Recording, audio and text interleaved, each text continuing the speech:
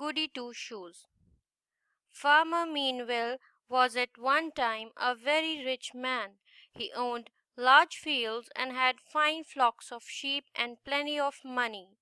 But all at once his good fortune seemed to desert him. Year after year his crops failed, his sheep died off, and he was obliged to borrow money to pay his rent and the wages of those who worked on the farm. At last he had to sell his farm, but even this did not bring him enough money to pay his debts, and he was worse off than ever. Among those who had lent money to Farmer Meanwell were Sir Thomas Gripe and a farmer named Graspel. Sir Thomas was a very rich man indeed, and the farmer Graspel had more money than he could possibly use. But they were both very greedy and covetous, and particularly hard on those who owed them anything. Farmer Graspel abused Farmer Meanwell and called him all sorts of dreadful names. But the rich Sir Thomas Gripe was more cruel still, and wanted the poor debtor shut up in jail. So poor Farmer Meanwell has to hasten from the place where he had lived for so many years in order to get out of the way of these greedy men. He went to the next village, taking his wife and his two little children with him. But though he was free from gripe and graspel, he was not free from trouble and care. He soon fell ill, and when he found himself unable to get food and clothes for his family, he grew worse and worse and soon died. His wife could not bear the loss of her husband, whom she loved so dearly, and in a few days she was dead. The two orphan children seemed to be left entirely alone in this world, with no one to look after them or care for them but their heavenly Father. They trotted around hand in hand, and the poorer they became, the more they clung to each other. Poor, ragged, and hungry enough they were. Tommy had two shoes, but Margery went barefoot. They had nothing to eat but the berries that grew in the woods, and the scraps they could get from the poor people in the village, and at night they slept in barns or under haystacks. Their rich relations were too proud to notice them. But Mr. Smith, the clergyman of the village where the children were born, was not that sort of a man. A rich relation came to visit him, a kind-hearted gentleman, and the clergyman told him all about Tommy and Margery. The kind gentleman pitied them and ordered Margery a pair of shoes, and gave Mr. Smith money to buy her some clothes, which she needed sadly. As for Tommy, he said he would take him off to the sea with him and make him a sailor. After a few days, the gentleman said he must go to London and would take Tommy with him, and sad was the parting between the two children. Poor Margery was very lonely indeed without her brother, and might have cried herself sick but for the new shoes that were brought home to her. They turned her thoughts from her grief, and as soon as she had put them on, she ran in to Mrs. Smith and cried out, "Two shoes, ma'am, two shoes." These words she repeated to everyone she met, and thus it was she got the name of Goody Two Shoes. Little Margery had seen how good and wise Mr. Smith was, and thought it was because of his great learning, and she wanted, above all things, to learn to read. At last she made up her mind to ask Mr. Smith to teach her when he had a moment to spare. He readily agreed to this, and Margery read to him an hour every day and spent much time with her books. When she laid out a plan for teaching others more ignorant than herself, she cut out of thin pieces of wood 10 sets of large and small letters of the alphabet, and carried these with her when she went from house to house. When she came to Billy Wilson's, she threw down the letters all in a heap, and Billy picked them out and sorted them in lines, thus A B C D E F G H I J K, and so on until all the letters were in their right places. From there Goody Two Shoes trotted off to another cottage, and here were several children waiting for her. As soon as the little girl came in, they all crowded around her, and were eager to begin their lessons at once. Then she threw the letters down and said to the boy next to her, "What did you have for the dinner today?" "Bread," answered the little boy. "Well, put down the first letter," said Goody Two Shoes. Then he put down B, and the next child R, and the next E, and the next A, and the next D. And there was the whole word, bread. "What did you have for dinner, Polly Driggs?" "Apple pie," said Polly. upon which she laid down the first letter A, and the next put down a P, and the next another P, and so on until the words apple and pie were united and stood thus apple pie. Now it happened one evening that Goody Two Shoes were going home rather late. She had made a longer round than usual, and everybody had kept her waiting, so that night came on before her day's work was gone. Right glad was she to set out for her own home, and she walked along contentedly through the fields and lanes and roads, enjoying the quiet evening. The evening was not cool, however, but close and sultry, and betokened a storm. Presently a drop fell on Goody's face.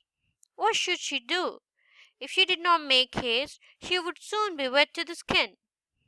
Fortunately, there was an old barn down the road in which she could find shelter, and the Goody Two Shoes gathered her skirts about her and took to her heels, and ran as if somebody was after her.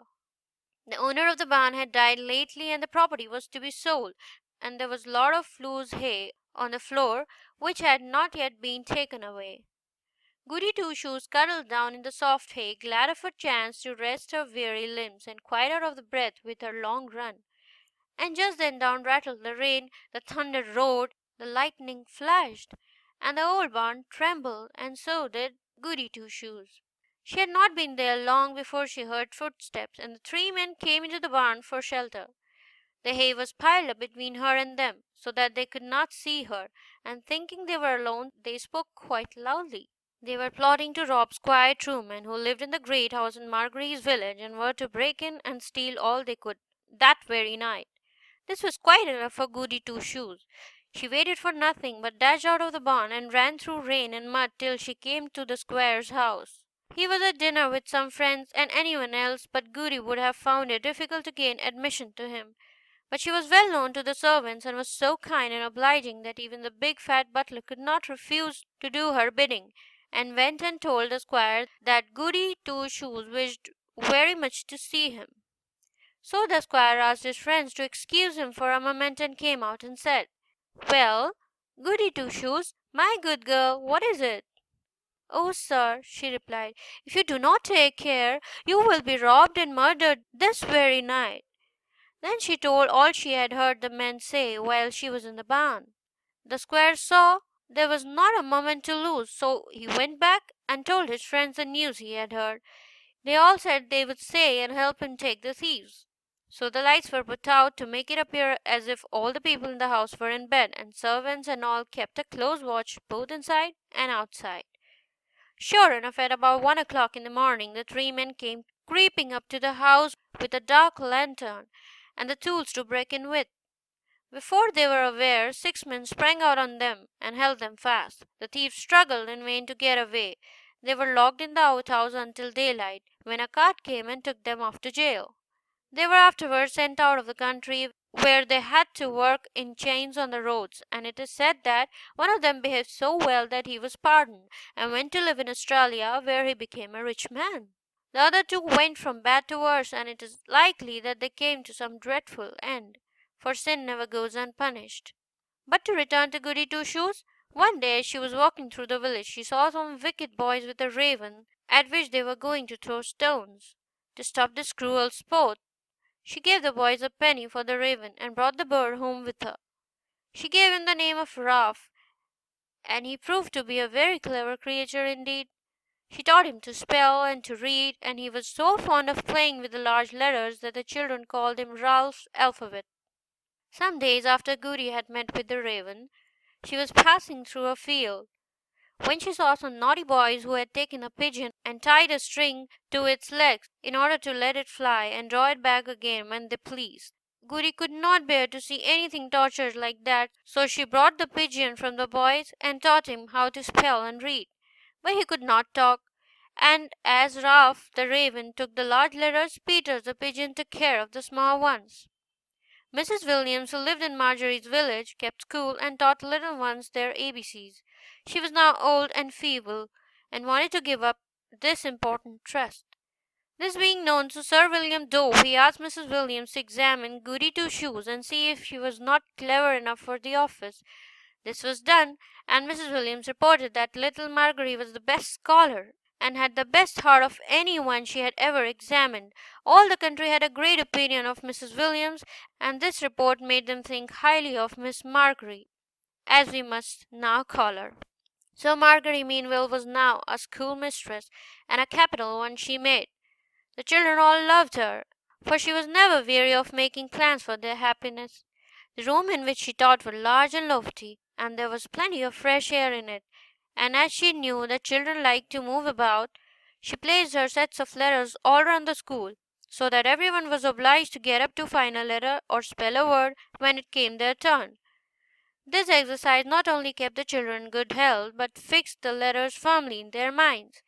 The neighbors were very good to her, and one of them made her a present of a little skylark, whose early morning song told the lazy boys and girls that it was time they were out of bed. Some time after this, a poor lamb lost its dam, and the farmer, being about to kill her, she bought it out of him, and brought it home to play with the children.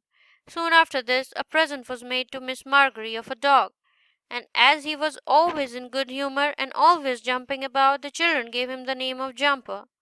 It was his duty to guard the door, and no one could go out or come in without leave from his mistress.